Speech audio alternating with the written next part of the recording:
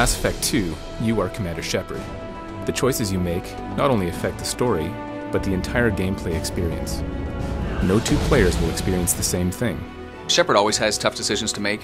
We established that in Mass Effect 1, but in Mass Effect 2, the decisions he's making become even bigger, and they're starting to affect not just him, but all of humanity. Commander Shepard is, of course, a hard-bitten, ruthless individual. You're working too hard.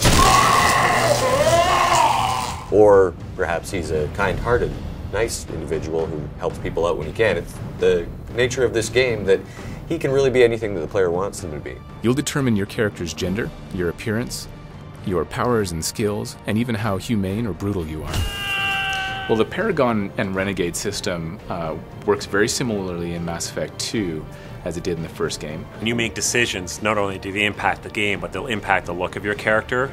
It's actually your Paragon Renegade status that affects whether you're able to charm or intimidate somebody. Time to spill a little merc blood. Glad to see you haven't changed. This game, we wanted to give you the ability to personalize your armor. You can choose color, tint, there's camouflage, there's striping, there's various material variants. You get the armor that performs the way you want it and looks the way you want it. The player will appear in all cutscenes exactly the way they want to appear. So all their armor will be there, all their exact guns. So that's really exciting because it helps to draw the player that much more into the cinematic experience, because that is their character playing out that adventure. Well, I think everybody loved the idea that you could go off the beaten path of the story and explore the galaxy. In Mass Effect 2, you're actually burning fuel. When you actually get there, you feel like you've really gone somewhere far away. Scan planets by moving the scanner around, turning the planet.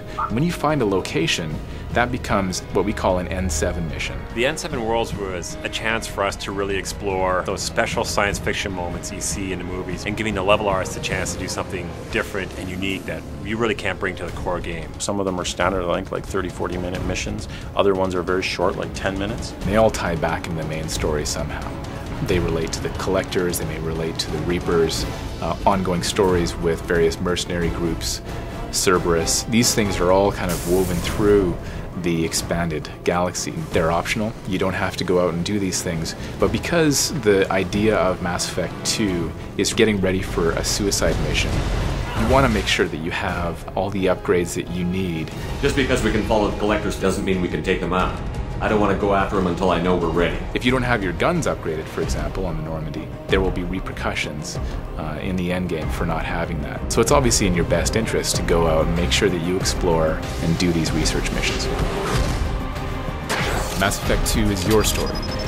How will you play? The more people we have on our side, the better our chances of success. Shepard! We need to keep building up the team. It's your call, Commander. Whatever you decide, we're with you.